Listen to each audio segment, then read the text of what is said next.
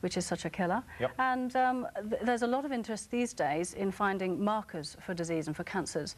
So if we could use their skills to help us identify markers for bladder cancer, that would be great. Fantastic. Excellent. Well, That's amazing. Amazing dog. research.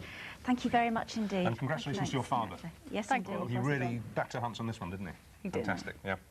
All right, Anne Humphreys is a 48-year-old housewife with 3 children, a successful businessman husband, and a happy life. And it just got a lot happier. Anne got one of those phone calls that always seem to happen to somebody else. A distant relative who she'd never even met had just died, and Anne had inherited one book. Now, when she went to collect it, she figured that it was a fairly recent copy of the original publication of all Shakespeare's plays, and not worth much more than maybe a couple £100. But she thought she'd probably better get it professionally assessed, and a stunned Anne learned about a week later that she'd actually just come into one of the most important and valuable books in the whole of the English language. It's a genuine first folio of those plays. It was printed in 1623, just a few years after Shakespeare died, and of course centuries before, Sir Laurence Olivier would stun the world as Henry V. And you, good yeomen, whose limbs were made in England, show us here the mettle of your pasture. Let us swear that you are worth your breeding, which I doubt not, for there is none of you so mean and base that hath not noble lustre in your eyes. I see you stand like greyhounds in the slips, training upon the starts. The game's afoot. Follow your spirit, and upon this charge, try God for Harry, England and St. George!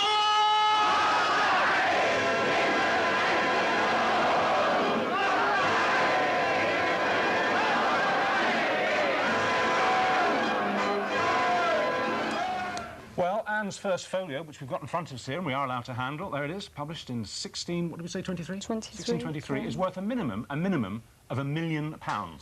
And will almost certainly fetch a lot more when it comes up for auction next week. And joining us with Anne now, actor and Shakespearean enthusiast Ben Crystal, and Dr. Anthony James West, who's the world authority on the first folio. So, before we hear your story, just tell us why this is such an important book, the famous first folio. Well, I was privileged to come in and see this very briefly this afternoon, and I had the same sense of awe in touching this book as I have with the 70 or other 80 copies I've seen around the world. It's a rare book, not in the sense of how many are extant, because there are 228. I've done a census of them, there are 228. It's rare because there are so very few private copies. That's one reason. Right. Another reason it's extremely important, it is the first edition of half of Shakespeare's plays. Half of them? Half of them. And no Shakespeare play manuscript exists.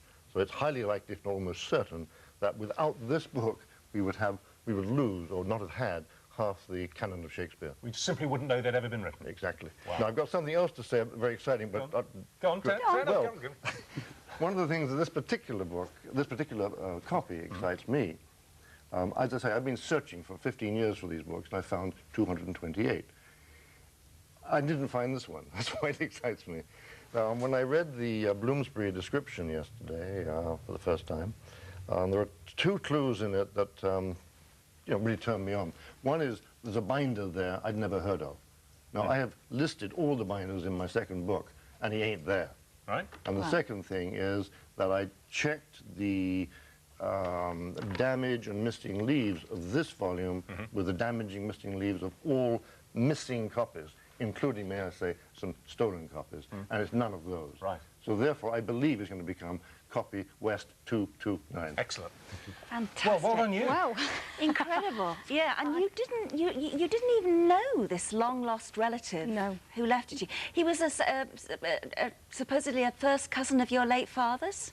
Yes, she was, yes. A she, sorry. Yes. And you didn't know her, she didn't know you? No, it was only through a genealogist who got in contact, and it'd taken him 18 months plus to do research with obviously then it was with regard to just a house and and when you went to pick it up, when the solicitor contacted you and you picked it up, as I said in the introduction, at first you thought, well, it's obviously a copy, it's it's probably quite recent, not worth much. Exactly. What made you decide to go and get it checked? Well, he did mention obviously William Shakespeare, and I think I think anyone would think, oh, well, I've got to check this out. And obviously the office wasn't far, so I went down. Wow, what a piece of news. And it was on his desk, and once I picked that up, I just clutched it, and it really had amazing aura with it. Yeah.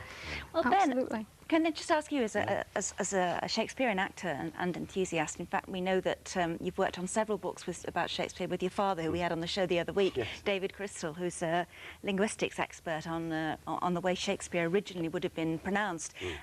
But does this make you feel very excited? Oh, my goodness. Why? Communicate it to us. What is it? I'm almost speechless. I mean, it's Please don't. It's live television. Yeah, quite.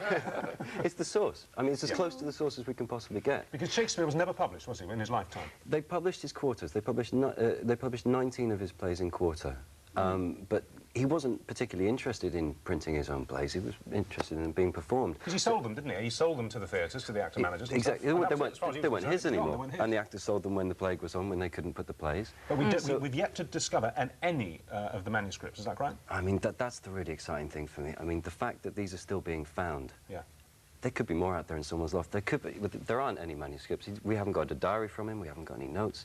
There could be unknown plays. Who were the two guys who got this published 8 years after his death? I mean, were they friends of his? Friends and actors, Condell and Hemming. So the actors obviously got together and said, these works are fantastic, we've got to preserve them. Absolutely, and it hadn't been done before. Johnson had did it the year Shakespeare died with his works, but plays weren't really printed. And they were sold for about 15 shillings back in 1623, which unbound. was worth about 40, unbound, a bit more if you had a bound copy, which would have been worth, I think you calculated, about 40 loaves of bread. Yes. So how many loaves of bread would this, if this goes for $1 million or so, how many loaves of bread will that be today? Well, the one that sold 4 years ago, they worked it out at, I mean, you know, judging, you could buy a loaf of bread for about 20 pence, let's say, or something. 17 million loaves. Give or take, you know. Fantastic. Do you know, actually, in those days, even 15 shillings was probably a great deal of money. Absolutely. Yeah. Well, thank you all very much for coming in. Many congratulations. It goes on sale next week. And you say you're going to put the money in trust for your kids? Well, we'll wait and see what happens. Very wise. We'll see how they behave. All right, OK. All right. Thank you all very much, and many congratulations to you on your good fortune. And Anne's obviously had a life-changing experience, but after the break, possibly you could have as well a life-changing chance to win a publishing contract, plus a £50,000 advance for your first novel. And there's more advice on that from successful writers. Plus, You Say We Pay. Back in a minute.